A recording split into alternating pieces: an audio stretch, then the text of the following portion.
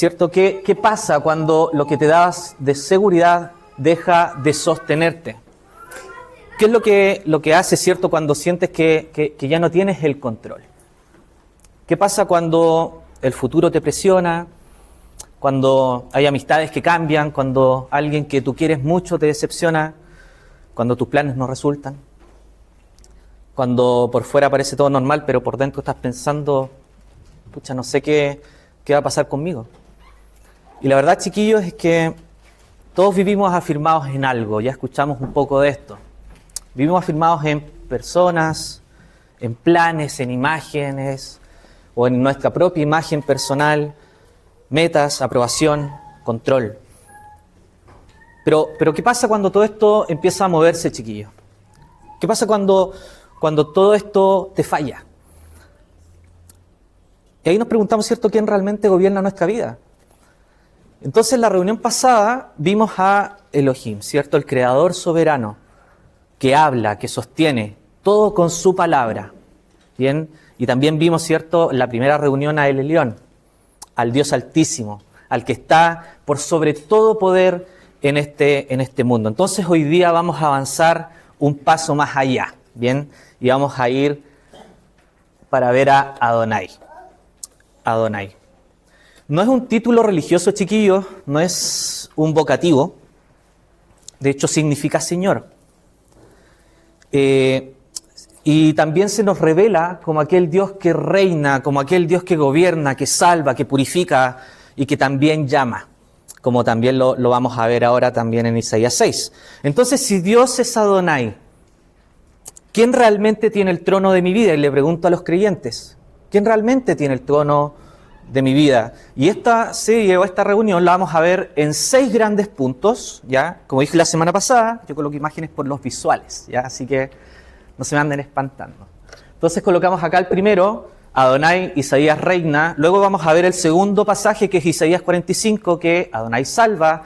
El tercero vamos a ver al siervo sufriente en el 52 y 53, como Adonai expía. Y posteriormente vamos a pasar al Nuevo Testamento, chiquillos, a Juan 12, como Cristo revela a Adonai, como Cristo es Señor en Filipenses 2 y finalmente como Cristo consuma, como Cristo purifica en Hebreos capítulo 1. Así que vamos con nuestro primer pasaje, chiquillos, Isaías capítulo 6.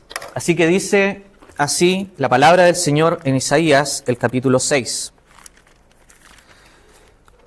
En el año que murió el rey Usías, vio al Señor sentado sobre un trono alto y sublime, y sus faldas llenaban el templo. Eso es lo que leímos, ¿cierto? Por encima de él había serafines, cada uno tenía 6 alas, con 2 cubrían sus rostros, con 2 cubrían sus pies y con 2 volaban. Y el uno al otro daba voces diciendo lo siguiente: Santo, Santo, Santo, Yahvé, Jehová de los ejércitos, toda la tierra está llena de su gloria. Y los quiciales de las puertas se estremecieron con la voz del que clamaba, y la casa se llenó de humo. Y entonces dije: ay de mí, que soy muerto, porque siendo hombre inmundo de labios, y habitando en medio de pueblo que tiene labios inmundos, han visto mis ojos al Rey, Yahvé, Sabaoth, oh Jehová de los ejércitos. Hasta acá vamos a leer en este primer punto, chiquillos. Y vamos a orar antes de continuar. Padre Celestial, queremos darte gracias por el amor que tú muestras, porque permites que podamos escuchar tu palabra, podamos conocerte un poco más, y también poder reconocer que muchas veces no vemos al Señor de la gloria, sino que muchas veces nos vemos a nosotros mismos. Por lo tanto, que estas reuniones y esta reunión podamos verte a ti, podamos conocerte a ti, y de esta forma poder seguirte y adorarte. Gracias, Padre Celestial, por esta tarde. En el nombre de nuestro Salvador pedimos tu ayuda y dirección. Amén. Ya, chicos. Ok, chiquillos. Entonces, como bien escucharon, empieza con una crisis. Usías, murió Usías, un rey fuerte. ¿Y qué es lo que pasa después? Su muerte no es solo un dato histórico, de hecho es interesante que está acá, porque al morir Usías, ocurre una crisis en Judá. Bien, hay muchos que se cuestionan, ¿qué va a pasar ahora? Usías nos mantenía, ¿cierto?, fuerte frente a los demás. Usías permitía que tuviésemos una economía estable, etcétera, etcétera. Y lo que vemos acá es que cuando el rey humano muere, ¿quién realmente, cierto? ¿Quién gobierna cuando lo que parecía firme cae? Y ahí, en ese año, aparece, cierto, esta visión. Aparece esta visión, Isaías dice, vi a Adonai. Ese es el nombre que aparece acá. Autoridad. Su nombre habla de autoridad, habla de gobierno, de dominio, pero sobre todo habla de derecho por sobre sus siervos. ¿Ok? Entonces, chiquillos, acá lo que vemos es que Adonai es el Señor ante quien no venimos a negociar, sino que vemos al Señor ante quien tenemos que rendirnos. ¿Bien? Entonces, lo primero que ve Isaías es lo siguiente. Fíjense. Dice, lo vi sentado sobre un trono. Bien. Entonces acá, a Dios no le afecta, ¿cierto?, lo que está ocurriendo en Judá, no en un sentido de que no le importe, sino que aunque Usías haya muerto y haya sido un tremendo rey, eso no desestabiliza su gobierno. Ya, esa es la idea. Entonces, el rey humano dejó el trono, pero ¿qué es lo que pasa con el rey? Eterno, sigue reinando. Por lo tanto, pase lo que pase en este mundo, chiquillos, aunque veamos, ¿cierto?, nuestro país o otros países que estén desestabilizados, o veamos, ¿cierto?, crisis, veamos guerras, veamos todo lo que esté ocurriendo en este mundo, el trono de Adonai, el trono de Dios, sigue firme, sigue estable. Por lo tanto, lo que vemos después es que Isaías dice que Adonai estaba alto y levantado. No está al nivel de las autoridades humanas. No está al nivel de los gobiernos que están en este mundo. Él está por sobre todo. Y después dice, el borde de su manto llenaba el templo, el Jekal. Acá la Reina Valera dice, sus faldas llenaban el templo, pero la idea es de un borde del manto, de su manto real. ¿Bien? Entonces el punto igual es poderoso, chiquillos. ¿Qué les quiero mostrar con esto? Que el templo o la casa o el palacio real no contiene a Adonai. Adonai está por sobre este sitio, este santuario. Y de hecho la Septuaginta, no sé si conocen ustedes la Septuaginta, ya es una traducción del griego, ¿bien?, del hebreo al griego, que se hizo, ¿cierto?, previo al nacimiento de nuestro Señor. Entonces, esa traducción dice, la casa estaba llena de su gloria, y utiliza la palabra doxa, gloria. Hebreo es kabod, pero no significa solo gloria, significa peso, significa honor, significa majestad. Por lo tanto, chiquillos, ¿qué es lo que les quiero decir con todos estos datos?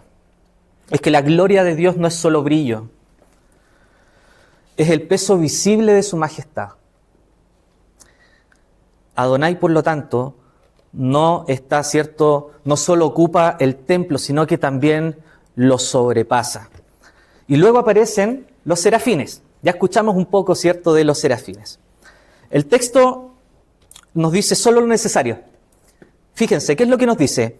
Con 2 alas cubren su rostro, con 2 cubren sus pies y con 2 vuelan. Y esto es clave. Quiero que noten algo. Fíjense que los serafines, al estar frente a la presencia de Dios, sí, tienen que cubrirse porque su santidad sobrepasa lo moral. Pero también los serafines no aparecen confesando pecado ni recibiendo expiación como Isaías. Bien, sin embargo, ellos se tienen que cubrir delante de Adonai. ¿Por qué? Porque la santidad de Dios, chiquillos, no solo confronta al pecador, sino que también sobrepasa toda criatura. Entonces los serafines claman lo siguiente: santo, santo, santo, kadosh, separado, puro, incomparable, reservado para Dios. Eso es lo que indica la palabra en hebreo. Por lo tanto, chiquillos, la santidad de Dios no es solo separación de lo creado, ¿bien?, sino que también es apartado, habla de pureza moral. Dios es completamente recto, chiquillos, es completamente verdadero y es completamente puro. Así que los serafines lo que están haciendo acá es proclamar que Adonai es santo de manera absoluta. Ya vimos, ¿cierto?, lo que significaba esta triple repetición, ¿ya? Que por gramática es para hablar de lo absoluto. No es que sea 3 veces santo, es 1.000 millones de veces santo. No hay número que sea capaz de encerrarlo, no tiene que ver con matemáticas. Y luego los serafines identifican a este Adonai. ¿Y qué es lo que dicen ahí? Dice Yahvé de los ejércitos, Jehová de los ejércitos, o Yahvé Sabaoth. ¿Qué es lo que quiere decir este nombre? Fíjense que acá en Isaías 6, Adonai es el Señor del trono. Eso es lo que se nos muestra al principio. Después, el segundo nombre, que es Jehová de los ejércitos, dice que es el Rey, ante quien aún los serafines se tienen que cubrir. Y luego declaran lo siguiente: toda la tierra está llena de su gloria. Toda la tierra está llena de su gloria. La gloria de Adonai, la gloria de Dios, no está encerrada en un lugar, sino que se expande, es mucho más grande que este palacio real que se nos muestra al principio, o el templo, o la casa. Toda la tierra está llena de su peso y su majestad. Por lo tanto, Adonai es el Rey Santo que gobierna desde el trono. Su gloria llena toda la tierra y su santidad expone al impuro. Lo expone, solo con su presencia. Y recién aquí aparece la respuesta de Isaías. Posterior a todo lo que vio, aparece lo que dice Isaías. Fíjense lo que dice. Dice: ay de mí, porque estoy perdido. La Reina Valera dice: soy muerto. La idea va en esa dirección, pero puede expresarse mejor como estoy deshecho, estoy perdido. He quedado reducido al silencio. Esa es como la idea de la frase acá. Y el sentido tiene que ver con la ruina delante del santo. ¿Por qué razón? Fíjense lo que dice después. Porque soy hombre de labios impuros. Se utiliza la palabra tamé acá. Por lo tanto, la santidad de Dios revela la impureza del profeta. Solo con su presencia. Revela la santidad la impureza del profeta y del pueblo también. Pero fíjense que nuestro Dios, nuestro Señor, Adonai, no solo expone, no solo te deja en vergüenza, sino que también purifica. ¿Cómo lo hace? Fíjense lo que sigue después. Uno de los serafines tomó una brasa, un carbón encendido. Y esa brasa viene de sobre el misbej, o el altar, bien, el lugar donde la culpa se trata delante de Dios. Eso lo aprendimos, ¿cierto?, cuando podemos ver el tabernáculo, podemos ver el templo, el lugar donde la culpa se trata delante de Dios. Entonces el serafín, ¿qué es lo que hace? Toma, ¿cierto?, esta brasa, lo toca en los labios de Isaías. ¿Con qué razón? Y dice: tu culpa ha sido quitada y tu pecado ha sido expiado. Esa es la mejor idea del pasaje. También la Reina Valera dice: limpio tu pecado, es correcto. Y también, ¿cierto?, porque cuando Dios expía, también limpia, ¿ya? Entonces, expiar, chiquillos, no es solo tomar un pañito y limpiar una mancha, sino que, o que a Dios no le importe el pecado, sino que, fíjense que Isaías estaba delante de un Dios que es santo y que su problema era real. ¿Cuál es este problema real? Tenía culpa delante de Dios. Y aquí vemos algo que generalmente también lo vemos, ¿cierto?, en toda la Biblia, y lo vemos en el Nuevo Testamento, y se destaca en el Nuevo Testamento, que es la gracia de Dios. ¿Por qué? Porque Isaías no se limpia a sí mismo, no se arregla solo, no promete portarse mejor como para poder estar delante de este rey, sino que la purificación viene desde el altar. Viene desde el altar. Dios mismo provee lo necesario para poder tratar el pecado, quitar la culpa y poder restaurar al impuro. Y esto es clave. Adonai, Dios, no rebaja su santidad para acercarse al pecador. Esa es otra característica. Sino que Él provee expiación, Él provee una solución al pecado de Isaías para que el pecador pueda estar delante de Él. Entonces, solo después de que Isaías es purificado, viene lo siguiente. Miren lo que dice. ¿A quién enviaré? ¿Y quién irá por nosotros? No tiene nada que ver de que Adonai no tenga conocimiento, no sepa qué hacer, está dentro de una crisis, ¿cierto?, que está ocurriendo en Judá. ¿Ahora qué hago? No tiene nada que ver. Generalmente las preguntas en el Antiguo Testamento de Dios son retóricas. Él sabe lo que hace. Así que nace de su señoría. El Rey Celestial convoca y la misión pertenece a Adonai, a nuestro Señor. Isaías nos envía a sí mismo y por eso dice, aquí estoy, envíame. Aquí estoy, envíame. Siguiendo el contexto sería como, aquí estoy, envíame porque tú mismo me has purificado. Estoy apto porque tú me purificaste. Tú me vas a enviar. Entonces, chiquillos, quiero que vean algo. El orden es clave. Es clave. ¿Por qué? Primero, Dios reina. Adonai reina. Segundo, Dios revela su santidad. Tercero, Adonai expone la impureza del pecador. Cuarto, el Señor es el que provee expiación. Y por último, el Señor es el que envía. Él hace todo. Absolutamente todo. Entonces, ¿qué es lo que vemos y qué es lo que acabamos de ver acá, chiquillos? Nos deja varias preguntas, la verdad. Porque si su gloria llena toda la tierra, su señorío alcanza solo a Israel o a Judá o también a las otras naciones.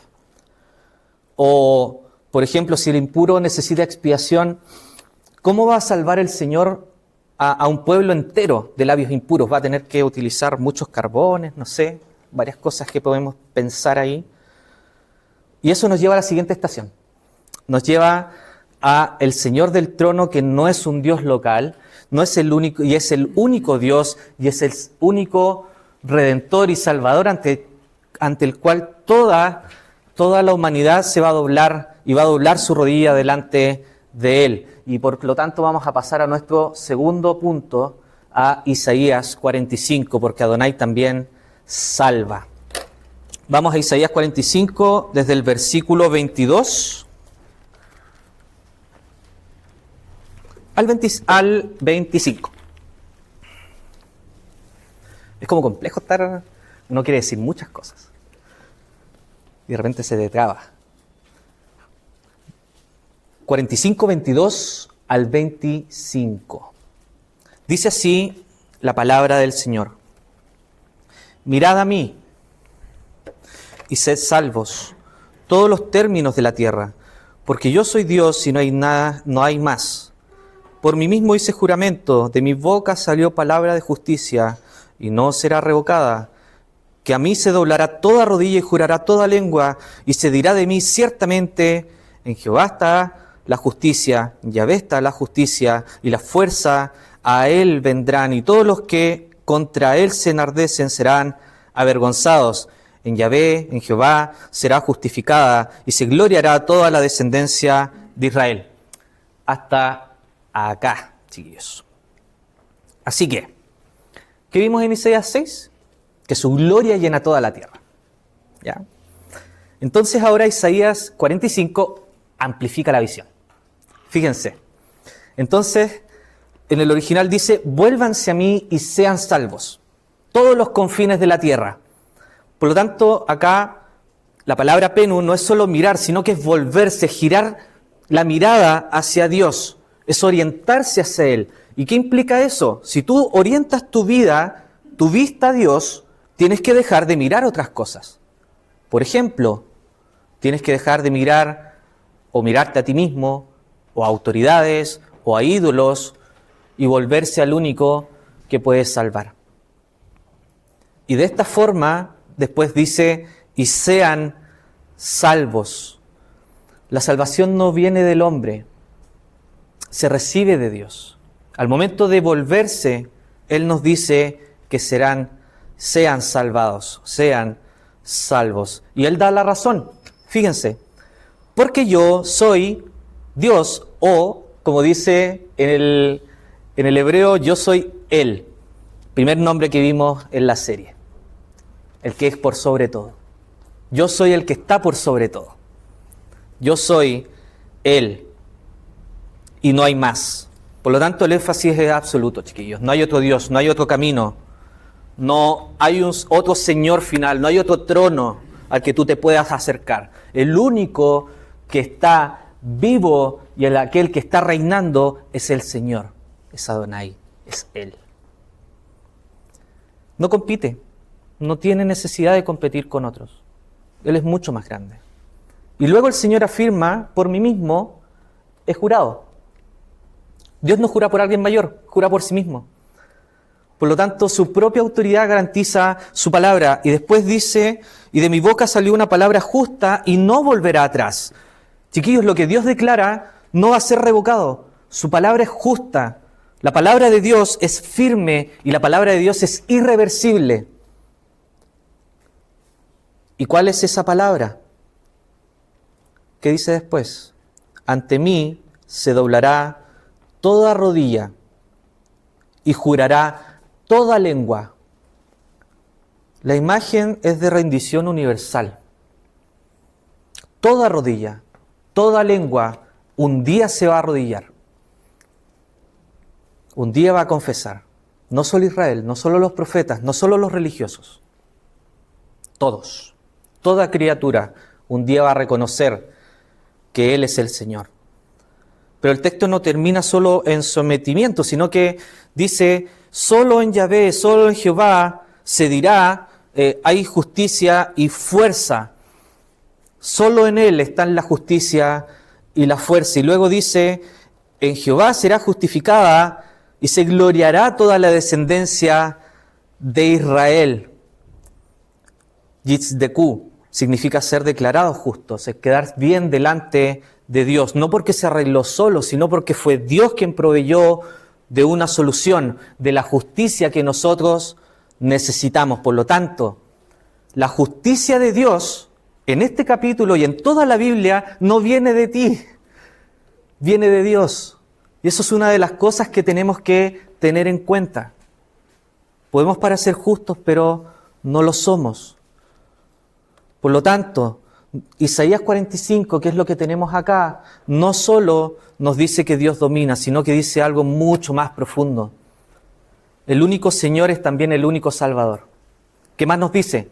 La justicia, la fuerza y la salvación viene de Él. ¿Y qué es lo último que nos dice? Que ante mí se doblará toda rodilla y por mí jurará toda lengua.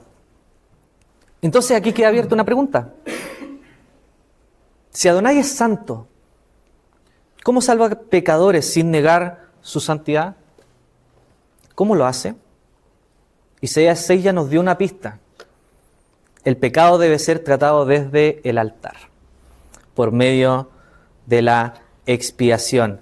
Y acá, chiquillos, entonces vamos a ver cómo lo hace y aparece la imagen del siervo sufriente. Vamos a ver 2 versículos solamente. Vamos a Isaías 52, versículo 13, y luego vamos a ver el capítulo 53. Isaías 52, 13, dice así la palabra del Señor. He aquí que mi siervo será prosperado, será engrandecido y exaltado, y será puesto muy en alto. Vamos a Isaías 53 y vamos a leer desde el versículo 4 y 5. ¿Ya? 53, 4 y 5. Ciertamente llevó Él nuestras enfermedades y sufrió nuestros dolores, y nosotros le tuvimos por azotado, por herido de Dios y abatido. Mas Él herido fue por nuestras rebeliones, molido por nuestros pecados. El castigo de nuestra paz fue sobre Él, y por su llaga fuimos nosotros curados. Hasta acá vamos a ver para este punto, chiquillo. Entonces, el texto comienza de la siguiente forma, el capítulo 52. Dice, mi siervo será prosperado. Es correcto, pero también yaskil, que es la palabra que se usa acá, significa actuar con sabiduría, lograr y ser capaz de lograr el propósito. ¿Ya? Por lo tanto, es mucho más que solo ser prosperado. La idea es que el siervo va a actuar sabiamente y por la razón de actuar sabiamente va a tener éxito. Esa es la idea. Entonces, aunque su camino sea de sufrimiento, aunque parezca que está fracasando, no es fracaso. No está fracasando, sino que es parte del plan perfecto que Dios tiene y cómo Él lo cumple con obediencia. Esa es la idea de este versículo que tenemos acá. Y aparece la figura central, mi siervo. Mi siervo. Y luego se dice de Él que será elevado, levantado y muy exaltado. Y esto conecta con Isaías 6, porque Adonai estaba alto y levantado. Entonces el lenguaje de exaltación que vimos en Adonai, capítulo 6, lo llevamos ahora a este capítulo y aparece ligado al siervo. Aparece ligado al siervo. Isaías une dos realidades que parecen opuestas, fíjense. Porque el siervo va a ser exaltado, pero el camino va a ser el sufrimiento. Entonces, lo que vemos en el capítulo 53, ahora vamos a pasar ahí, es que no aparece con la gloria que la carne admira. Nosotros tendemos a admirar ciertas apariencias físicas, o no aparece como un rey que está según las expectativas humanas. Sino que él, incluso en el capítulo 53 y mucho más abajo, ¿qué es lo que dice? Que se van a asombrar incluso por su apariencia, porque va a estar desfigurada, no parecía hombre. Y luego lo presenta como despreciado, desechado, varón de dolores, experimentado en quebranto. Y después el texto dice, acá, ciertamente Él llevó nuestras enfermedades y cargó nuestros dolores. Por lo tanto, el siervo no carga y no solo acompaña el dolor del pueblo desde lejos, sino que fíjense lo que dice el texto. El texto dice que lleva y carga lo que era nuestro. Por lo tanto, aquí el lenguaje que se está presentando acá es de sustitución. Es un lenguaje de sustitución, chiquillos. Toma sobre sí una carga que no le pertenecía. Esa es la idea. Una carga que no le pertenecía. Isaías después dice, Él fue traspasado por nuestras rebeliones. Peshá, una transgresión culpable. No es solo, chuta, me equivoqué, cometí un error, sino que la rebelión contra Dios es cruzar la línea y romper completamente con su autoridad. Eso es rebelarse contra Dios. No es, me equivoqué, un pecadito blanco. Y luego dice, molido por nuestras iniquidades, culpa, el peso del pecado o el peso que el pecado deja delante de Dios no es solo un acto malo, sino que es una carga real que ese pecado produce. Entonces Isaías está diciendo algo súper fuerte acá. El siervo no sufre por sus propios pecados, es traspasado por nuestra rebelión, es molido por nuestra culpa, carga lo que nosotros no podemos cargar. Eso es lo que está haciendo Él. Por lo tanto, en Isaías 6, si se fijan, la culpa fue quitada por una brasa, ¿cierto?, que fue tomada desde el altar. En Isaías 53, el siervo es el que carga la culpa del pueblo. Y luego dice, el castigo que trajo nuestra paz fue sobre Él, y por su herida, por su llaga, fuimos nosotros curados.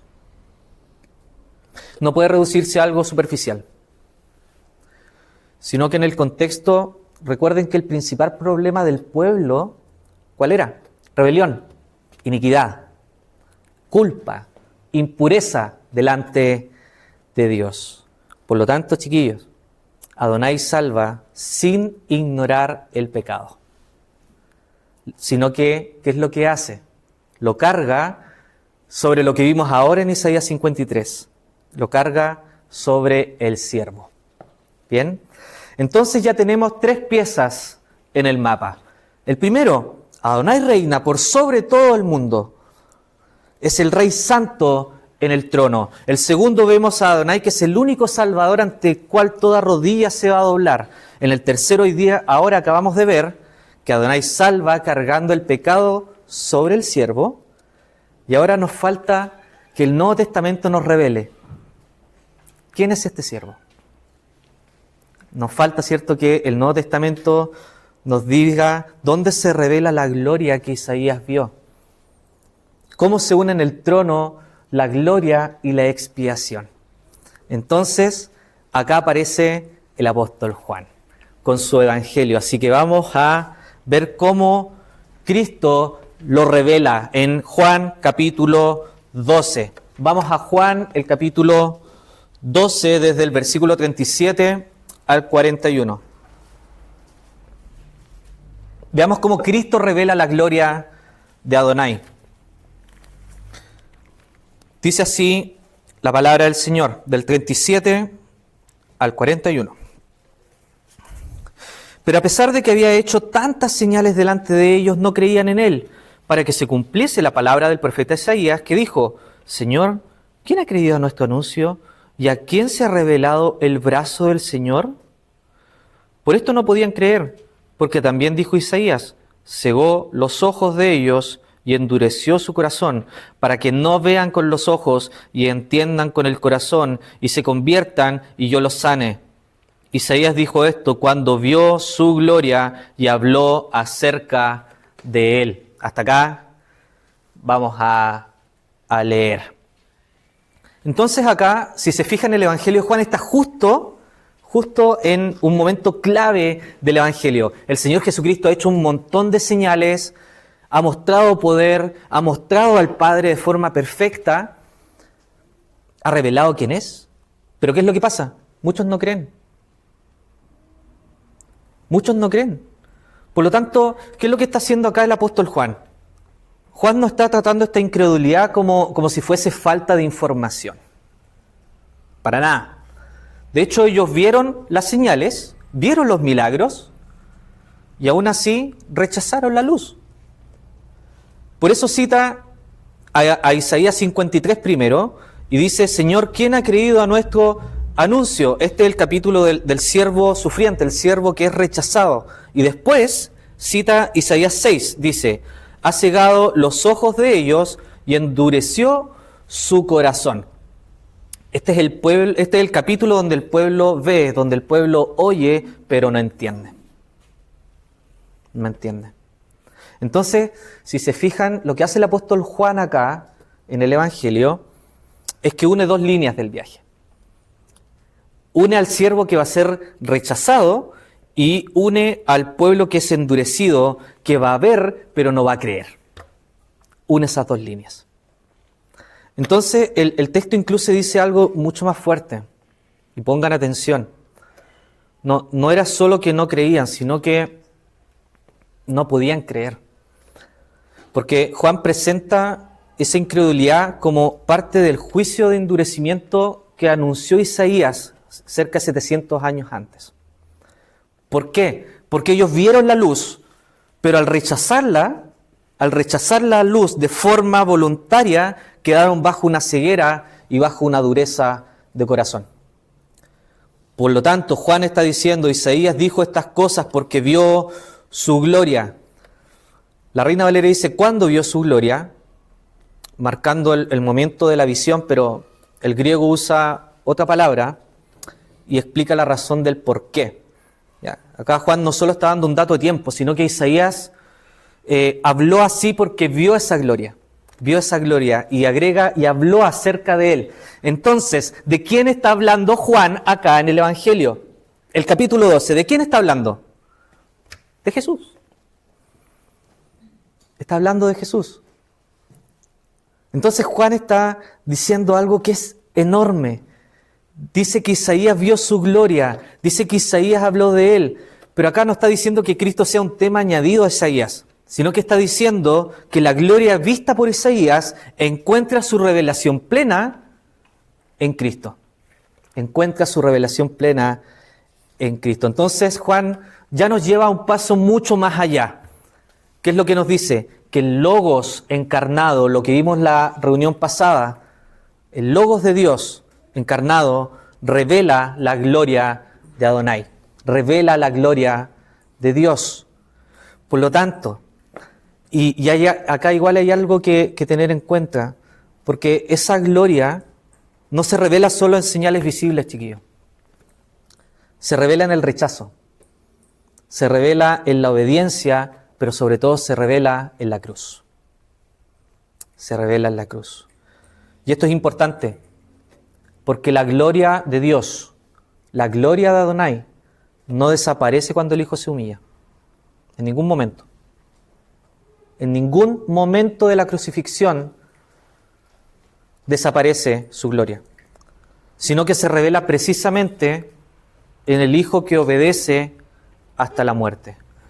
Entonces, por eso, Cristo no habla de Dios desde fuera, como un profeta más, como un canal más, sino que Él manifiesta en sí mismo la gloria del Señor. Por lo tanto, Juan ya nos mostró, ¿cierto?, que Isaías vio la gloria de Cristo y habló acerca de Él. Pero todavía falta otra pieza del mapa. Porque en Isaías 45, ¿qué es lo que dijo aquel profeta? Dijo que ante Jehová, ante Yahvé, se doblará toda rodilla y toda lengua va a jurar. Toda lengua va a jurar. ¿Qué hace el Nuevo Testamento con esta promesa? Pablo la desarrolla en Filipenses, capítulo 2. Así que vamos a Filipenses, el capítulo 2, donde vamos a ver que Cristo es el Señor. Así que, capítulo 2, desde el versículo 6 al 11, vamos a leer. ¿Ya? Filipenses, el capítulo 2, Filipenses, capítulo 2, versículos 6 al 11, dice: el cual, siendo en forma de Dios, no estimó el ser igual a Dios como cosa a que aferrarse, sino que se despojó a sí mismo, tomando forma de siervo, hecho semejante a los hombres. Y estando en la condición de hombre, se humilló a sí mismo, haciéndose obediente hasta la muerte y muerte de cruz. Y ahora cambia el panorama, cambia esta imagen. Y fíjense lo que habla ahora el apóstol Pablo: por lo cual Dios también lo exaltó hasta lo sumo y le dio un nombre que es por sobre todo nombre, para que en el nombre de Jesús se doble toda rodilla de los que están en los cielos y en la tierra y debajo de la tierra, y toda lengua confiese que Jesucristo es el Señor, para gloria de Dios Padre. Hasta acá.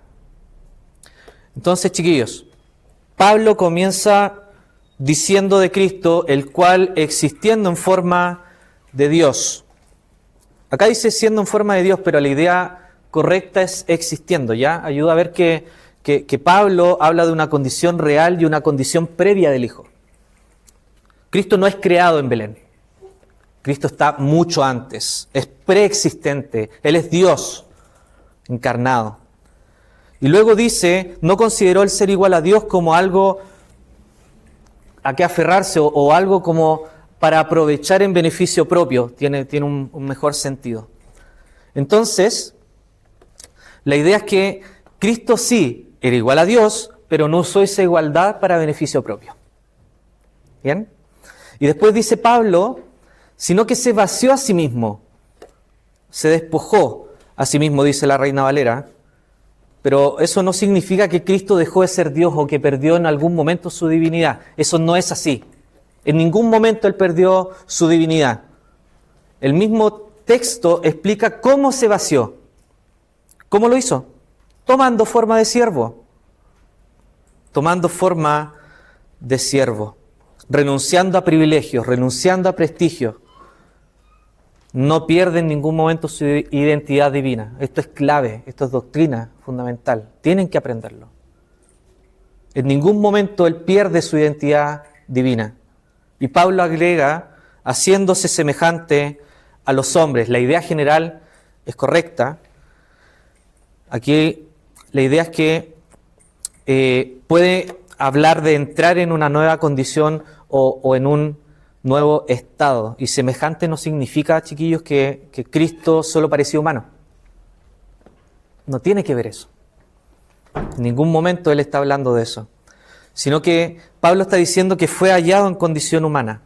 Es decir, el Hijo asumió verdadera humanidad. Verdadera humanidad. Cristo ya existía en la gloria divina, eso fue lo que hablamos al principio, existiendo en forma de Dios, pero no usó esa gloria para servirse a sí mismo, sino que se vació, no perdiendo su divinidad, sino que tomando forma de siervo. Y se hizo semejante a los hombres, no como una apariencia falsa, no como llenando un vaso, no, nada de eso, sino que asumió verdadera humanidad. Esa es la idea del pasaje. Por lo tanto, el Señor de gloria se manifiesta de forma perfecta en Cristo hasta nuestra condición para obedecerlo hasta la cruz. Y aquí Filipenses conecta con Isaías 53, lo que acabamos de leer. Fíjense lo que dice, porque se humilló a sí mismo, haciéndose obediente hasta la muerte y muerte de cruz. Pero esta visión no termina solo en humillación, porque Pablo dice, por lo cual Dios también lo exaltó hasta lo sumo y le concedió un nombre que es por sobre todo nombre, y no es un nombre cualquiera, sino que es un nombre con autoridad. ¿Y cuál es ese nombre? Jesucristo es Señor. El nombre no es solo etiqueta, sino que habla de identidad, habla de autoridad, habla de dignidad.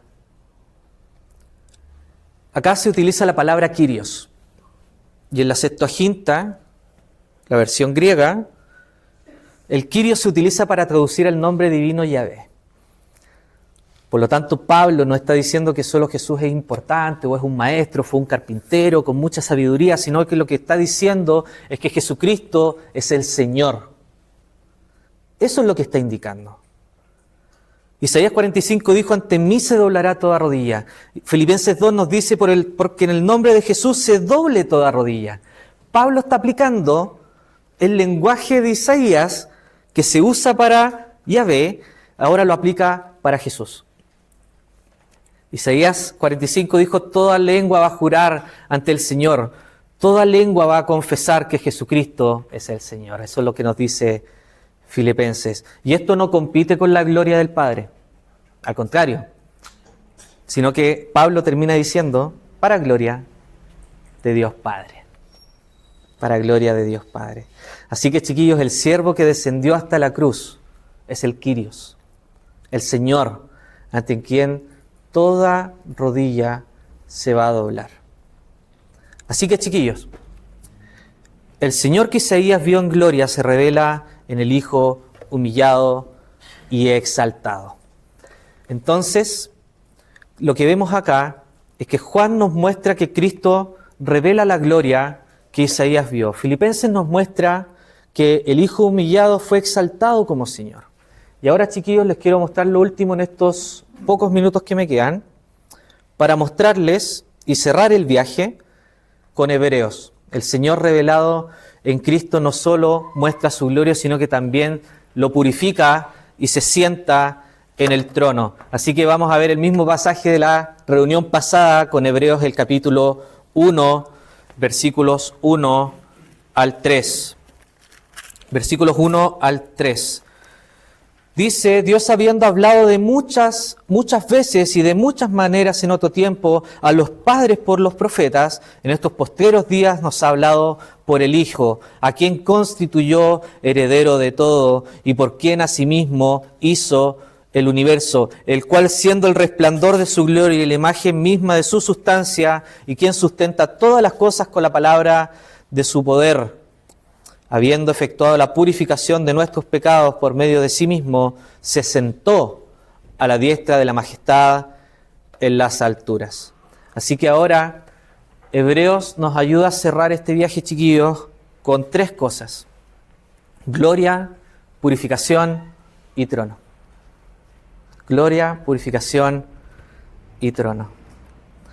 Así que Hebreos dice que habló antes de muchas veces, ¿cierto? Muchas veces y de muchas maneras, y luego dice en estos últimos días nos ha hablado por el Hijo, pero en el griego es en el Hijo. No significa que Cristo sea otro mensajero, sino que en el Hijo Dios se revela de manera final, se revela de forma plena y de forma superior. Esa es la idea. Entonces, como les dije, ¿cierto? La semana pasada, dice que Dios lo constituyó heredero de todo y que por medio de Él hizo el universo o hizo los siglos. Hizo los siglos o las edades. Por lo tanto, Él hizo algo mucho más que solo lo material, hizo lo intangible, el tiempo. Hizo el tiempo, hizo las edades, hizo la historia, todo lo que existe bajo el gobierno de Dios. Todo eso es lo que Él está gobernando. Y luego Hebreos nos dice que el Hijo es el resplandor de la gloria, apaugasma, habla de resplandor, de radiancia, de brillo, que procede de la gloria misma de Dios. Entonces, después nos habla y nos dice que es la impronta exacta de su ser, o la imagen misma de su sustancia.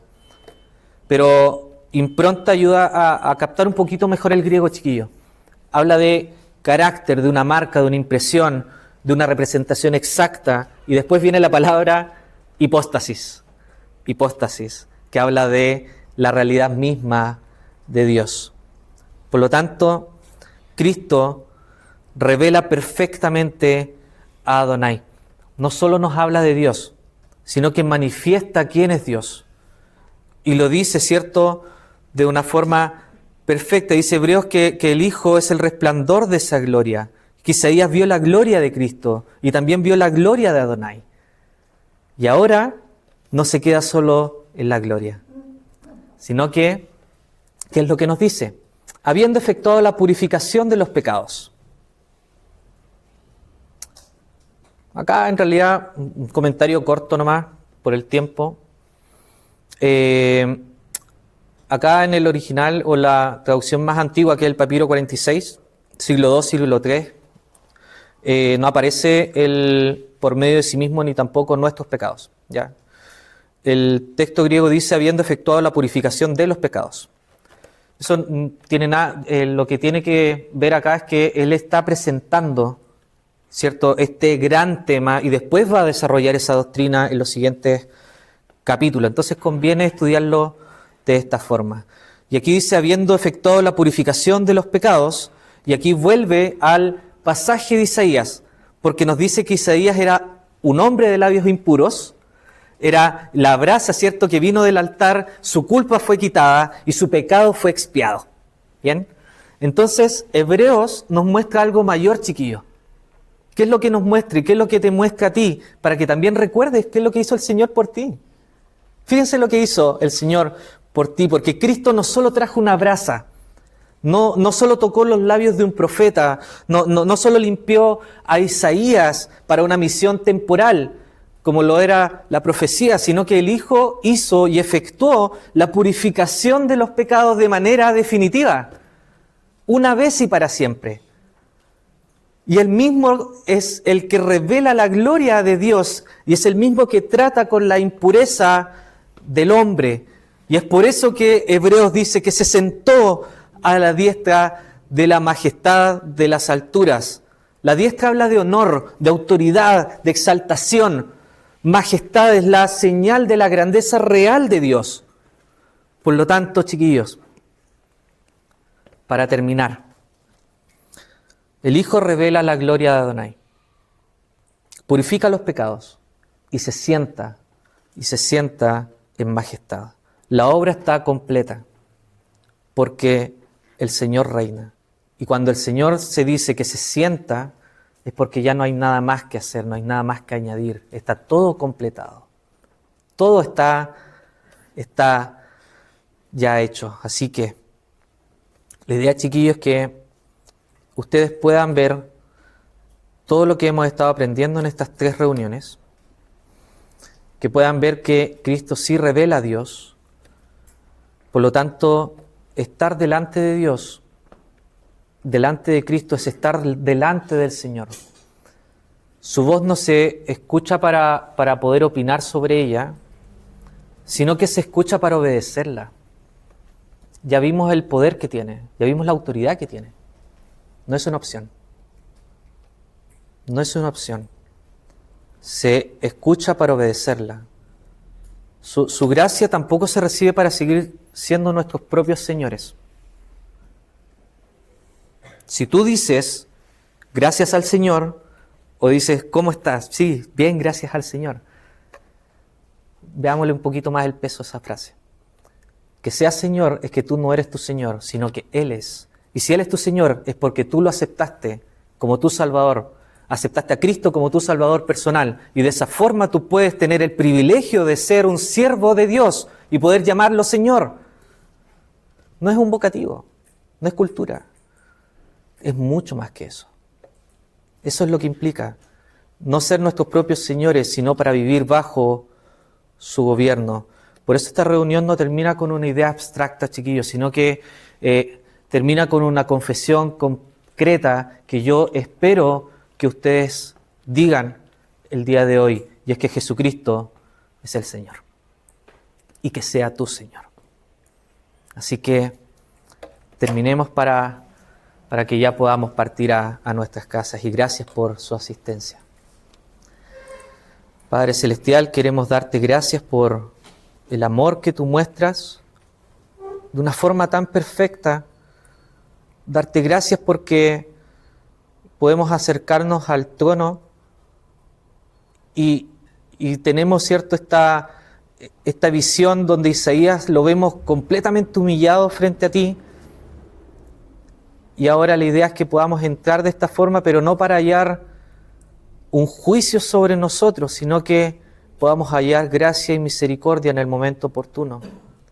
Porque ya hubo uno que entró en el lugar santísimo con su propia sangre para pagar por nuestros pecados. Por lo tanto, ayúdanos a ver realmente el peso de lo que implica servirte. Ayúdanos a ver el peso de lo que implica llamarte Señor. Ayúdanos a vivir vidas conforme a siervos del Señor. Así que gracias, Padre Celestial, por mostrarte de una forma tan perfecta por medio de tu Hijo nuestro Señor. Así que dejamos todo en tus manos para que tú seas el que obre y que más de alguno aquí ya deje de decir que soy Señor de mí mismo, sino que pueda decir que Jesucristo es el Señor y es mi Señor. Gracias, Padre, por todo lo que nos das en esta tarde, y dejamos todo en tus manos. En el nombre de nuestro Salvador, nuestro Señor Jesús. Amén.